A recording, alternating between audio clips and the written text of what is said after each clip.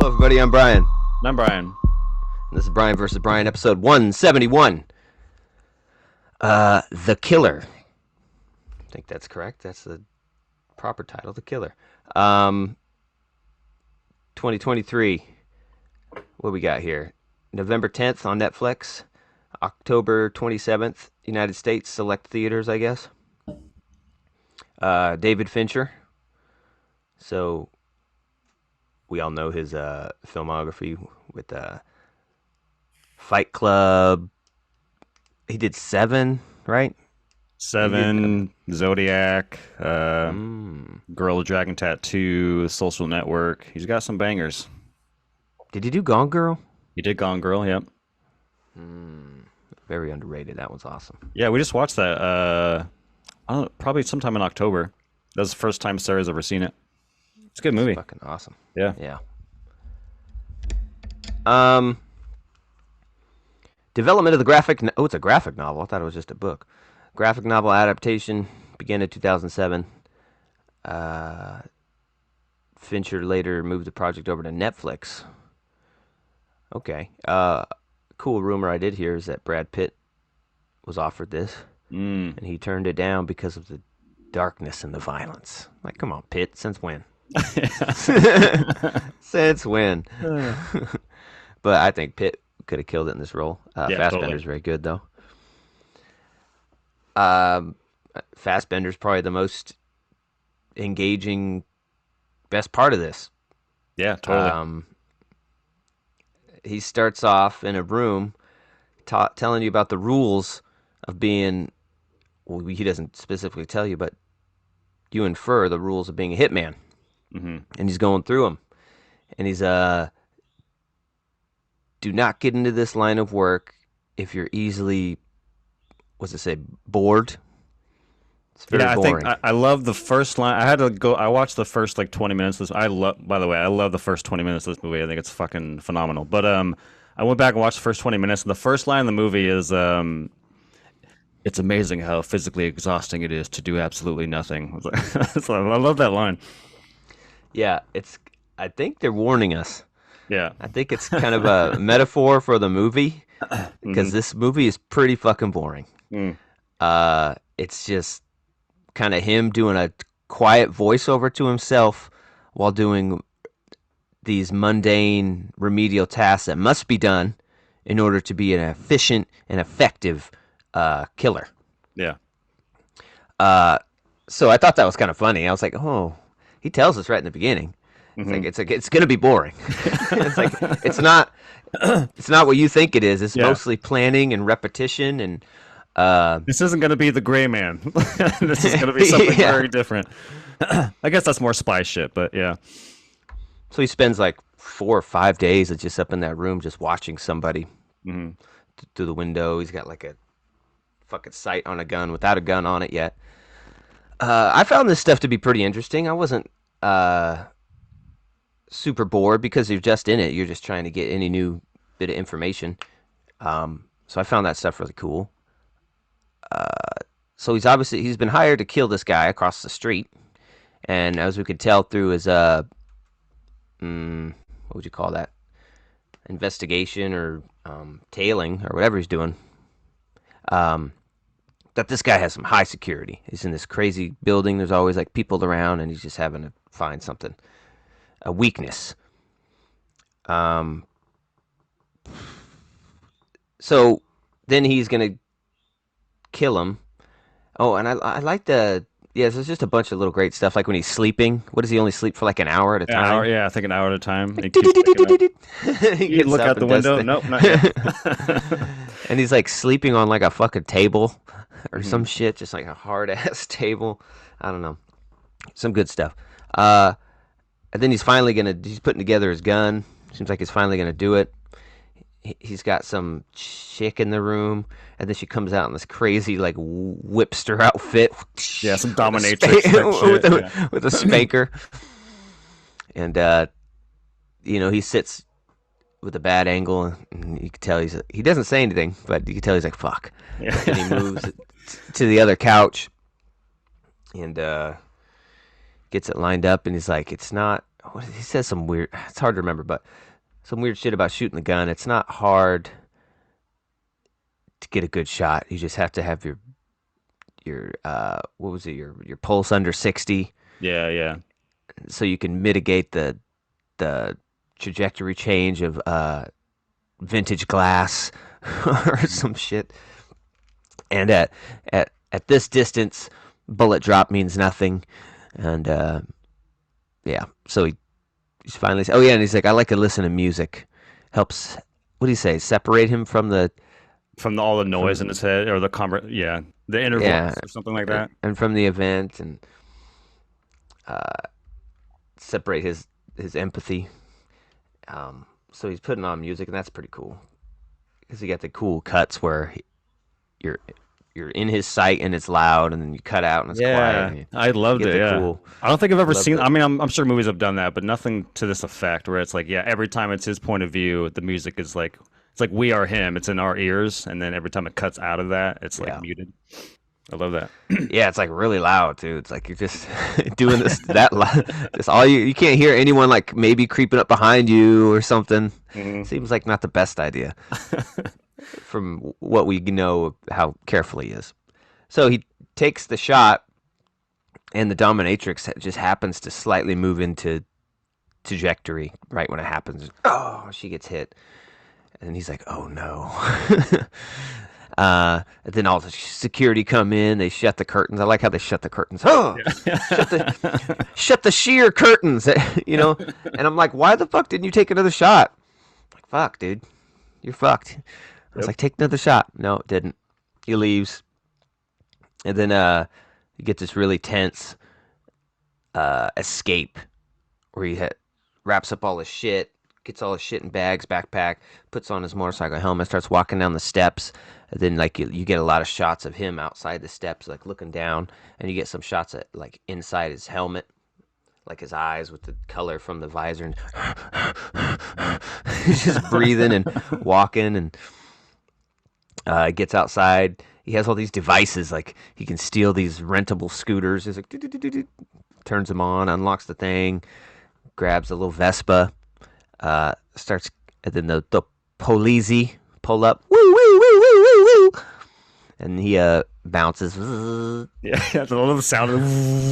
and it's like Italy or something, you know, the little tiny Venice streets, and it's got the little cobblestone and tiny Yeah.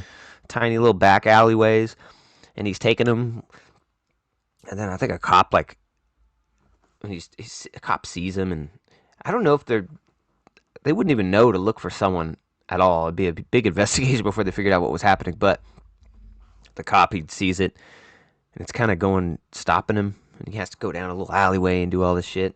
What does he do? Is this the where he how does he get rid of his shit? He always gets rid of his shit in a cool way. I think the first thing he throws something in the gutter. It's unclear what he throws Oh away. yeah, And then he like rolls up behind a garbage truck that's filling up garbage, and he like just tosses this fucking bag in the back. Thunk. yeah. Imagine the Masterfully. garbage bag, man. What the fuck was that? I love that scene too because it feels like you're watching a chase scene, but no one's actually chasing him. He's just trying to avoid the cops. He's But it chasing. feels like a chase scene in a way. He's chasing like getting caught or making a mistake. Yeah, yeah. But no one at this point. He's like chasing the future. Hmm. You know what I mean? Like someone will investigate this eventually, Hmm. and if what he does right now, oh yeah, I think he says something about that too. Like what I do in the moment secures my future, and something Yeah. like that. But pretty cool. Uh, I love when he parks his Vespa, and I think at this. I think when he misses, he says something like shit or fuck, but then there's no more dialogue for that whole Vespa scene. And then he gets out and he's like, well, that's never happened before. That's a first. And he says Yeah. the WWJW, whatever. He's like, what would John Wilkes Booth do? This movie's actually like pretty funny and not like laugh out loud funny, but it's like some of his inner monologue stuff is pretty comical. It's like dry humor that I appreciated. yeah, and then he makes a call, right to I don't know. Oh god dang! It's not to his client, but it's obviously like to His like handler the or middleman. something. Yeah. Yeah, something like that. And Says, well, I missed. What do you mean you missed? That's never happened before. I know. And well, we could do a contingency plan on what do we do, and they don't really go into on the phone what they're gonna do. I'll do something. Just kind of leave it at that. And yeah, then from there, what happens? He goes home. Yeah, I think. to the Yeah, he's Dominican like on Republic. the, but even everything he does is like a suspenseful. You live your whole life scared now Hmm. of everything. Like everything he does in the airport, he's scanning, always scared, looking at the dog, Hmm. and then every time he uses a card or a ticket, it's a different name. Oh, Yeah. hello, Mister Whatever. Oh And yeah, the guy he suspects is like, I'm assuming he thinks he's gonna kill him. Like out the socks, he keeps like he thinks he's like yeah, following him or something. Because he goes to his hotel room and he like booby traps his door in a way for sound, and he's waiting for that guy that he's been watching, but he never does. So yeah, it kind of adds to that suspicious thing of like, is this guy out here to kill me? yeah, Maybe not. yeah. I didn't get that. I didn't think he thought he was going to kill him. In my mind at the time, I just thought he suspects this guy to be what he is. Mm. Like this guy's strange, a little bit different. I don't want to be on the same flight as him Yeah, yeah. because I don't know what kind of heat he has. I Hmm. don't think he's as good as me with his flashy. So I immediately picked him out, Hmm. and so that's what I got from it. Oh, I see. I see. But I could see what you're saying too. Um, so he flies home. Then when he goes home, he's up to his gate. It's just all really cool stuff. He's up to his gate. He looks over to the side, and where does he live? Because they call him the Dominican Republican. That's Yeah, his yeah. That's where. name. So he lives in the Dominican Republic, and he looks over. There's some boot prints with a shit ton of cigarettes butts right by it, and so he gets suspicious, and he gets out of his car, jumps his fence, grabs his gun first, starts like walking in this wooded path up to his house, and sees more footprints. Gets up to the house, and there's like, is it that same song playing that he was? No, this was Or it was a different song. Portishead, a woman. I don't know. It's like an old '90s alternative song. Yeah, but there's a loud ass song playing, and then he's just clearing his house, and you get the feeling that he's scared for somebody else. Yeah. Like I was like, okay, is he gonna have a family or something? And no one's there, but there's blood everywhere, and there's some weird things. Uh, so I can't remember what did he do. He got a phone call, or he called, and then I assume he. I think he called. I don't think it's actually revealed who he called, but I assume that he just called like the local hospital or something, and probably asked like, did so and so something? Because the next scene he's at the hospital, so I just assume he called like a local yeah, hospital. and it's a shitty Nicaraguan Yeah. or Dominican Republic hospital. The power's all Yeah, the lights always come on. flashing and shit. And it's his, I assume, girlfriend or wife. I don't know, but her brother's there. You don't know who it is at first, and he's like, "Don't go in there. Don't let her see you. She's finally sleepy. She's so messed up, and she keeps asking about you." Uh, and then he's like, "My sister. I always thought you could protect her. I've known something was wrong and something was weird, but I never asked. Hmm. Okay, but is she gonna be okay?" And then it's like, I'll never let anything like this happen again. So obviously the brother suspects something weird, uh, and the woman obviously knows what he's doing because when she wakes up, she's like, "I didn't say anything. I didn't say anything about you. You would have been so proud." Meanwhile, her face is like fucking demolished. It's like, oh man. Yeah, she gets whooped, and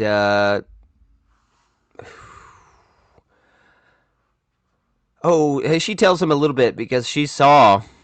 And so she says it's two people, a man and a woman. She reveals that they were in a green car with a light on top, like a taxi.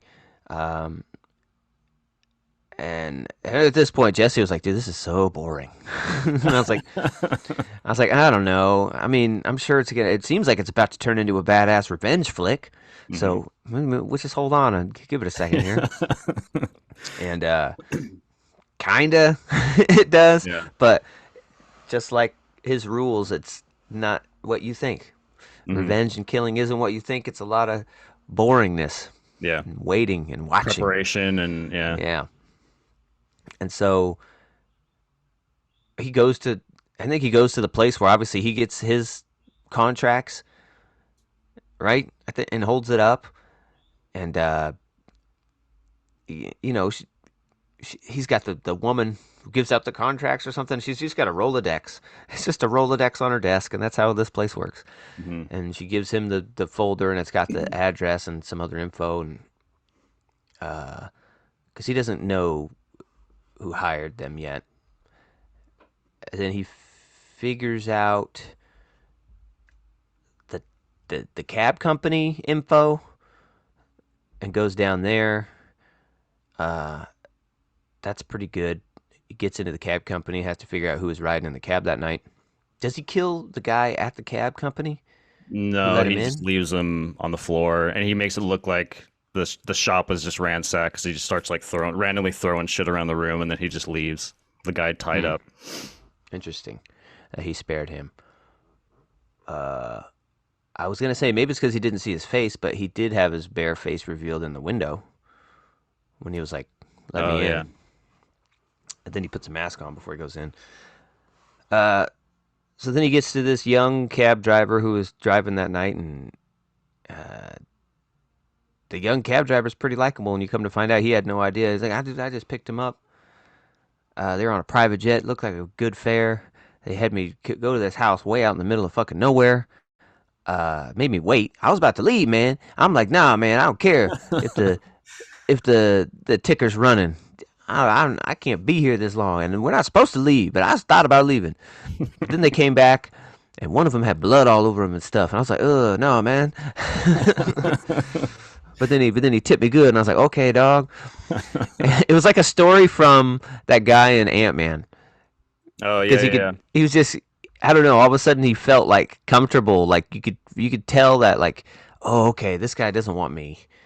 He wants my fare from that night. So I feel totally comfortable. Like he's not gonna do anything to me. I'm gonna give him all the info, yeah. and then he's gonna see I have nothing to do with this, and I'm gonna walk out of here. And then yeah, by the end of it, he gives him all the stuff. It's like, so what do we do now, man? I could just leave the keys. You could take the car, whatever. And then he just wow Pop. pops him Yep. right through the fucking chair and on. And I was like, oh man, Poor Leo. what a meanie. Yeah, and then it's kind of cool because he makes the cab driver go to a specific spot, and then as he's leaving, oh, Mm, he grabs the stereo to make it look like someone robbed him or whatever. But as he's walking on the street, you see his Jeep, so he already planned this whole thing. It's like hmm one of those again planning and executing. Yeah, he just takes the radio and it's like blaring as he walks after him. Yeah. Then where do we go from there? We go get the guy.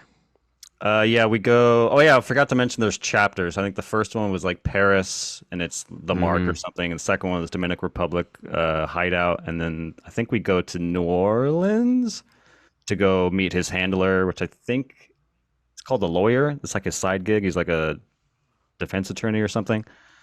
But yeah, that's another great scene where he's like, he goes to Ace Hardware and gets a bunch of shit, and you're like, what is all this Oh for? yeah. And then he's like parked in a van outside of the lawyers, and he's like recreating a recycle thing, a green recycle, and you're like, what does all this mean? And then all kind of like all the pieces starting to fit into Yeah, place. and he has this van in the storage shed with all his Oh accoutrements yeah, and different license plates from different states that they can just magnetize onto there. And yeah, and he creates the recycle bin and oh yeah, and he's like, if I ever get killed, what are they gonna think when they find oh my yeah, storage shed Storage on Wars. pawns on Yeah. storage wars? Yeah. uh, yeah. So he goes and talks to the lawyer. Um, I don't remember much about that scene. at all? Like, what were they talking about? Yeah, he's trying to find. I think he suspects that his handler hired a couple people to, you know, clean up his mess, and so he's trying to figure out, get his revenge. Like, okay, I know that you hired these two people. Who are they? I'm gonna go kill them. And the lawyer doesn't give up anything, and he like puts fucking these huge nails into his chest, which I thought was kind of silly because he's laying down. He's like, all right, 180-pound man, non-smoker his whole life, should last about 6-7 minutes, and then the guy just immediately dies, and he's like, shit. But yeah, and then he kidnaps his what's the lady that sits out front, secretary, and then Oh yeah. takes her back to her house where she has that system that you were talking about, and then she basically gives up the two Oh yeah, assassins that's how it went. that they hired. Yeah, and then he pops her in the head. Or no, he snaps her neck. Snaps her neck right? and pushes her down the Fucking stairs. top of the stairs. Damn. So now he's got the guy. He's going to the guy first, and it's he follows the guy around and sees the guy going to forget where does he go, like some clubs and stuff Like a around casino town. or something. Yeah, and drops his friend off, and so I don't remember exactly how he meets up with the guy. Oh, he just follows him, and then he sees where he goes home, and he notices he's got a giant pit bull. So he goes to the store, and then you see just a bunch of like NyQuil and sleep aids and Mm-hmm. package of ground beef. And he walks up and starts throwing things over the fence, and uh, I love how realistic it is because we've seen that so many times, and it's and they always just like the pass first out. thing, and it's always the first thing that gives the dog, and it passes out. But in this movie, like the dog is not having it. It's just like and he like throws thing, and the dog looks over, and then I thought it was funny. Like, is this not going to work? And eventually it does, but I just thought it was interesting that it took like 3 or 4 chucks of something to Yeah, the and dog in. usually the dog passes out immediately, Mm-hmm. but in this, he gives him the stuff, and the guy calls his dog back because he's barking. He goes and sits behind like the car and leans on it, and then it's like 2 or 3 hours of Mm-hmm. him standing there. You can tell, and then finally he's like he stops hearing anything, and then he goes in the house, and he goes in the house, tries to sneak up on him, doesn't quite work out that well. I can't remember why, but doesn't. And then they start fighting. And then he's like, "Oh, you chose the wrong fucking house, man." Uh, And then he drops his gun, and then it's just a fucking brawl. It's like a what the fuck is that show? DC on HBO, the Peacemaker. It's like a fucking fight from mm, that. It's just like 10 minutes or so of just like throwing each other into things and yeah. breaking things. Like it's like a Terminator fight. Yeah. Put them up against the wall and Hmm. crash through it. It's pretty intense. It's probably the best part of the movie. It's like Yeah. really long, drung out fight. I love he finds himself in the kitchen behind like a big island with all these drawers, and he pulls one out and just reaches his hand without looking, grabs an object, and it's like a grater or Cheese something. He grater. looks at it, he's like, God damn it. Well, that's because that guy was able to get his gun, Yeah. and he's like, "Fuck, he knows he has a gun. I'm gonna need something." And then yeah, cheese grater, and he's like, "Fuck it." He just used it as a distraction and throws it one way and goes the other way. Yeah. uh, yeah, if they're fighting, and Fassbender's or the killer is much smaller, so finally the bigger crazy dude realizes, what the fuck, man? How come this guy is fighting so good, and he's such a tiny dude, and he got in my house and did all this and followed him and figured out all this stuff, and he's like, "Are you the Dominican Republican? Yeah. You must be." You're him, aren't you? And yeah, they continue fighting. I don't remember. I mean, specific beats in the fight, but it just goes on and Yeah, on. it's just a brutal fucking slugfest. Yeah. Yeah.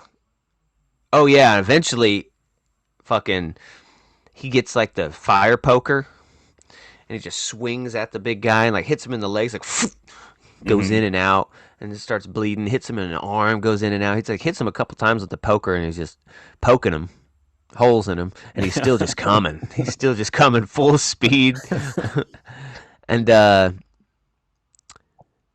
how does he finally kill him? Because he locks himself in he puts himself in a room right after he's like poked, and the guy's going to the door, and he's like, ugh, ugh, and he's just covered in blood, and I think yeah, would he get poked in the ass or something by something?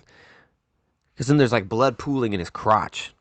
Oh yeah, I think something did I kind of can't silly remember. like that happen during the fight. I don't I think remember what it was. he Yeah. got poked in the ass, and I don't know if he's fell on that coffee table yet at this point. Um, but yeah, he gets in that room, and I'm drawing a blank on how he finally defeats this guy. I think, yeah, he finds himself in a room, and there's like a bathroom that leads into that room. I think at this point, excuse me, I think he's called the Brute in the movie. I don't think he's actually given a name, but the Brute's like covered in blood. This is where you get the behind the door, walking through the bathroom, like, you must be him. And I think the killer is in the room, and he like looks under the bed and sees a handgun underneath the bed, and he just picks up the handgun and shoots through the door, and then you just hear it drop. I think that's how it ends. If I remember right, I think that's how it ends. Huh. But then at one point I think that's how he was bleeding from his ass. Like he kicks him backwards and he falls on a broken leg of a Oh, table. yeah, that's what it was. Like Ah! like impales his ass. And he's like, ah. And Jesus. yeah, so he's done. And he goes outside, and the dog is awake now. Finally, and then like goes sniffs the owner, like oh, and, like chases him out. He outruns the dog, hops a fence, and throws a Molotov into the house. And then I was like, oh man, what about the dog though? Yeah. You know, stupid dog might try to go back to the house. Hope the dog made it. Hmm. uh, yeah, and he moves on. I think he does some cool cleanup stuff after that, doesn't he? Is this when he like throws his phone underneath a street sweeper and stuff? He breaks like 7 phones Yeah. or 5 phones in the movie. Every time he just had one conversation, he just wow cracks it, Stomps on it. throws a SIM card, and it's like, yeah, he's going through phones like no other. Yeah, I think at this point Uh, he goes to New York to get the second hitman, which he knows is a woman. Um, mhm. and I love the first time. That looks Another, like a Q-tip. yeah, I was gonna say another like dry humor thing. Like Leo said, she looked like a tall Q-tip, and he wasn't far off. Hmm.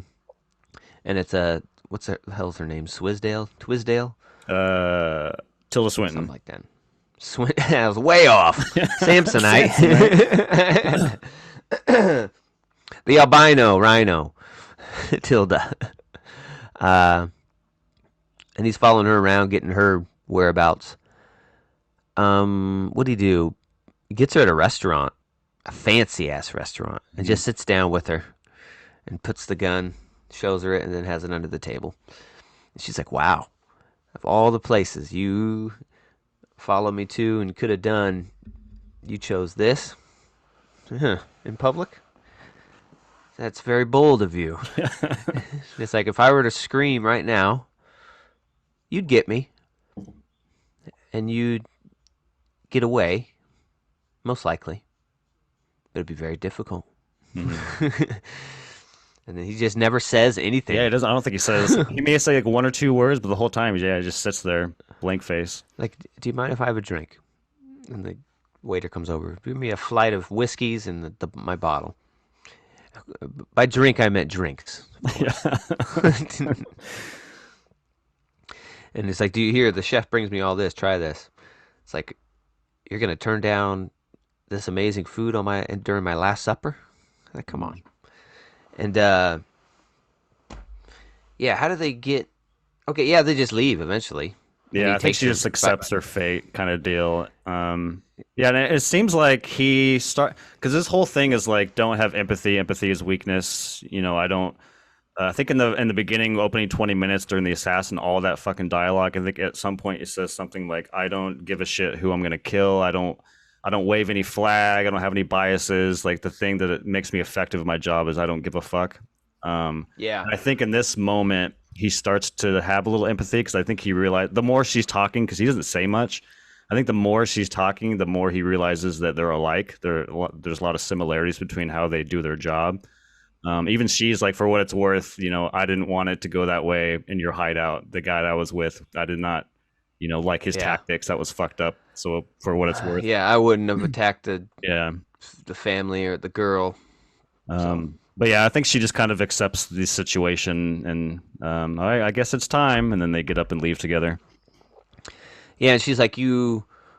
And she says some interesting stuff on the walk. She's like, you could have me slip and fall on the ice right Mhm. here, and all this other stuff. I don't know what she's exactly doing, trying to get out of a gunshot or something.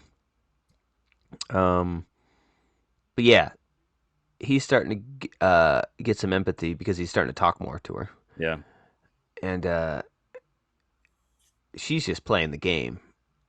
Obviously, she's just like him, but in this moment, he's kind of weakening just a little bit on his rules, and she is just playing him like a fiddle because then she slips. Oh, help a girl up, won't you? And has her hand out, and then he's like, never trust anyone. yeah. Just shoots her in the head, Done. and you get a nice close up of a bullet going through her head. And then she falls to the ground. You see in her other hand she had a knife, Yeah. and he realizes he almost lapsed. Hmm. Like he very easily could have helped her up. So now he's got to get the client, and it's like a Jeff Bezos kind of character. It's like an Yeah. Amazon mogul, something like that. And he's following him around, and he gets to uh it's like a fucking 5-star gym. It's like a hotel. You gotta Yeah. clock in, and fucking everything is like there's like butlers and waiters, but it's a gym. And he signs up for a membership, and uh he goes there. He meets him there. What is he? He like He breaks into doesn't. his locker. He steals the Oh janitor's yeah, he key or doesn't whatever. confront him at the gym, does he? No, Or does? I think he just sneaks into his locker and grabs his phone or something. He gains some information from his locker. Yeah. Oh yeah. And then his goes to his house, which is a crazy secure building. And I don't. How does he get? He gets in, but as simple as like somebody leaving and him just walking in the door. Isn't that what it was? He bought he bought some sort of like he goes to the door and he realizes he can't get in, so he like pulls up Amazon and you see the little Amazon cart. So he orders some device and he goes and picks it up at an Amazon locker. I don't remember It's what like he used that it device was a for, key but fob duplicator. mm, But when he gets in, it's like super secure building, and he's like, but I was able to get in because of Postmates. yeah. Because you wanted a fucking watermelon or something. And so he just sneaks in with Postmates or something like that. Mhm. And gets to his. Oh, I just spilled coffee on my now. Gets to his room, his penthouse, and what is he? He just confronts him, right? In the living room or something, or in the kitchen. Yeah. Or he's sitting down, and he's like, oh, yeah, he's like, I just wanted to know if we have a problem. And because he knows he paid to get him killed. He said, I don't know who you are, man. I don't have a problem with you. It's like, really? And then he goes into some other. I can't remember what he says to kind of coax him into knowing what he's talking Oh, about. he puts the Oh yeah, cards yeah, on the yeah. table, the hitman cards or whatever, and he's like, "Oh, I love the idea that this guy literally had no idea why the killer was there or why anyone would want to kill him. Like it took him a long time for the light bulb to turn. Like, oh yeah, like he's He's so like, nonchalant about it. I don't keep cash here, man. So, um, but I could order some. Yeah.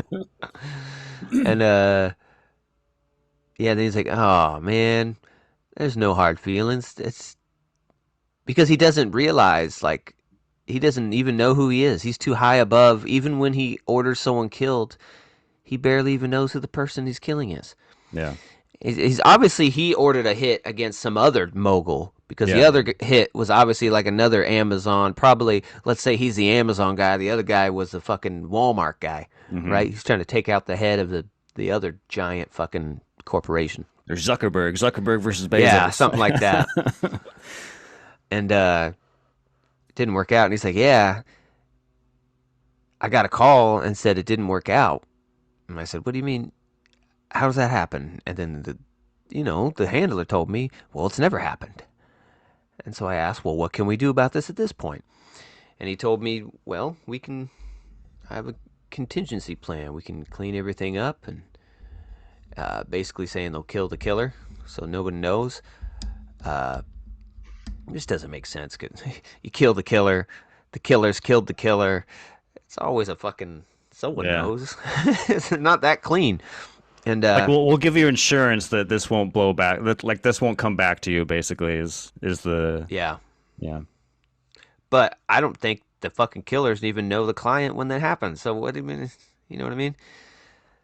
But anyways, that's why. And he's like, no, I didn't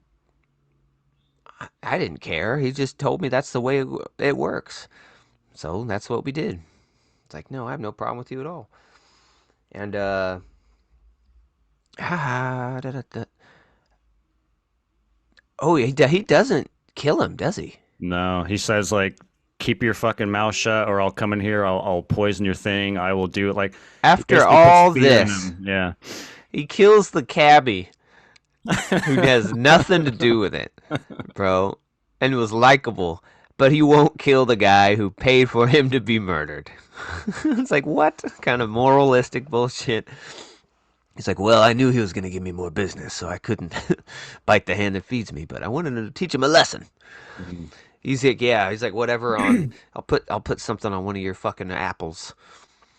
And he's yeah. like, you think you won't know what torture is until you've had your face decompose over days and weeks. It's like, look how easy it was for me to get in here. And yeah, he just leaves. And that's it. But then we got prologue. And the prologue is just like him and the girl sitting in lawn chairs at a beach. Was there Soaking up even the any sun. dialogue? Yeah, there was. I don't remember what it was, but there was some inner monologue stuff about. I think he keeps circling back to the whole like, what is it? The few take advantage of the many, and he keeps kind of like Mm. coming back to this. Make sure you're the few, not the many. And I think he comes back to that point at the end, or at least that has something to do with it. Yeah, I mean, I think what he's saying is he's out of the line of work Yeah. because I'm just enjoying my life, just like what I am, one of the many. And Hmm. he's just, I think so. He's just vacationing and giving up on all that. It's kind of what I got from it. And then boom, we're out. So yeah, I don't know, man. Interesting, a little boring. Uh, it's pretty much just the gravitas of Michael Fassbender and the unique uh, editing and filmmaking style Yeah. Totally. of Fincher that's keeping you in this at all. Yeah. Um, very small scope. It's I don't know. Unlike most of his movies, I think most of his movies are very um, cast driven. They got a lot of characters working that are really interesting. This one's got one, pretty much one.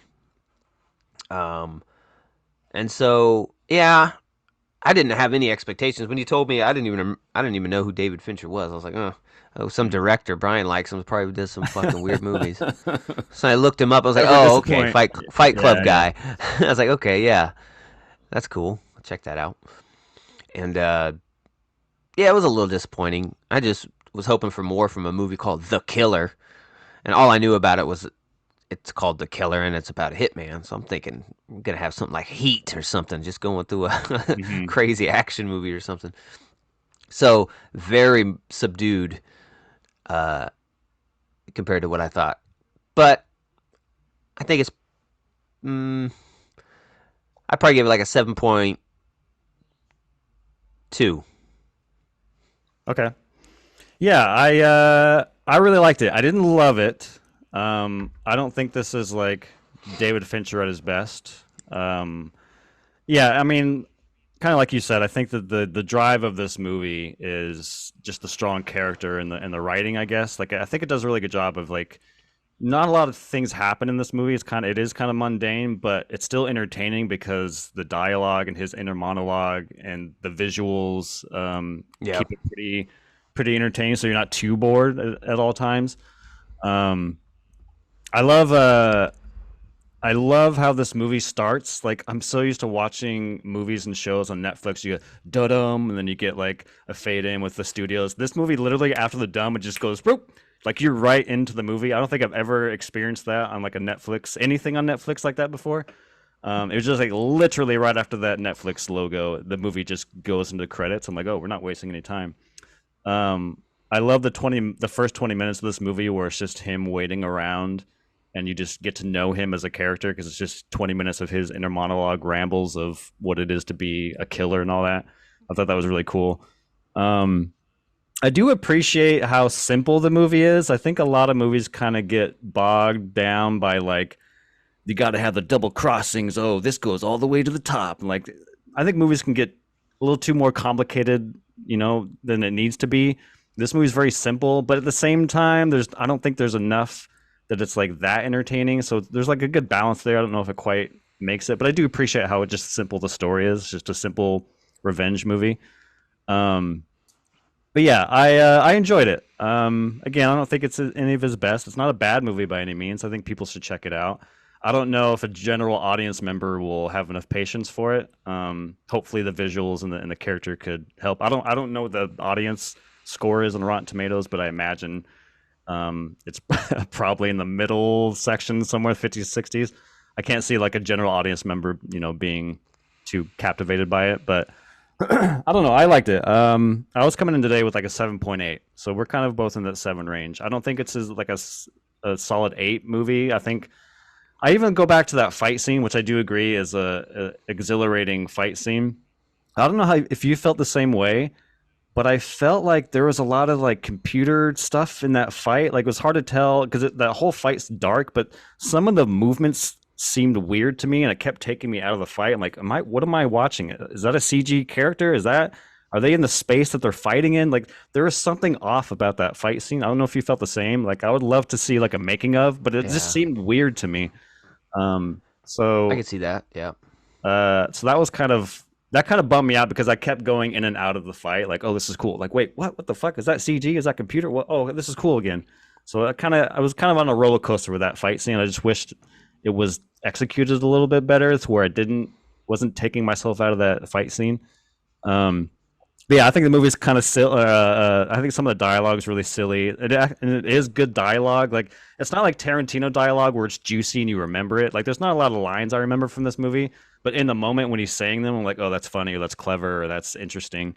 Like the only reason I remember this one is because like I said, I watched the first 20 minutes again. But I love the line where he's like, 1.8 you know million people or million people or something die every Hmm. second. 4.8 million people are born in the very same second. Yeah. Nothing that I do will make a dent in any of these numbers. I was like, that's a fun, clever little line. But yeah, 7.8 for me. I thought it was a fun little movie, but not great. But yeah, Yeah. 7.2, 7.8. If you're a Fincher fan, check it out. If not, probably still check it out. I think it could get you. It just depends. yeah. Um, and we didn't even mention that one of the coolest parts that we forgot about was how he ended up utilizing the recycled guy and Oh van, yeah, yeah, because he kills the chick and he's like, sometimes if you have a big problem, you need to cut it into smaller parts and solve the smaller problems. And he's like, it's usually good to use a saw. And he's like, yeah, cuts up the body, and he's got some of it in the recyclable things. We can bring it out to his car. And then he like, what is he like? Goes to a a bridge and has a bucket and just kind of knocks it into the water. Oh, the And Jesse's barge. like, Yeah, he like drives onto a barge and then oh yeah, yeah, yeah, a barge. Yeah, so it's out in the middle of the water. And she's like, what was in the bucket? And it's like, I assume her head is what yeah. I'm thinking. I was thinking the same And thing. I then was actually going to ask you as you were mentioning this. The thought crossed my mind, like, what was in that bucket? As I was watching, I was like, I don't remember what was in that because they don't show it. yeah, yeah, I would think it was her head. Um, I don't remember what he actually does with the full. recyclable container. Or if we I go think into he much detail I about think it's that. actually just the guy because I think he snaps her neck and she falls. I think the idea is that Oh yeah, yeah, yeah. snaps her neck, You're so it right. looks like she broke her neck. But so I think that's just the lawyer guy. But yeah, he takes the dumpster like below a bridge and like buries it or something, or dumps it into a hole. Yeah. So yeah, that was pretty cool. But yeah, 7.2, 7.8. Check it out. It's on Netflix, so that's good. You don't gotta, you know, go out to the theater or anything for this one. Mm. You could, but I think it's pretty dang limited Yeah. release. So yeah, we appreciate you coming by. Check us out on Spotify and Apple Music. We appreciate it. Every Sunday, Brian versus Brian. Until the next Vs, we're gonna tell you, peace. Peace.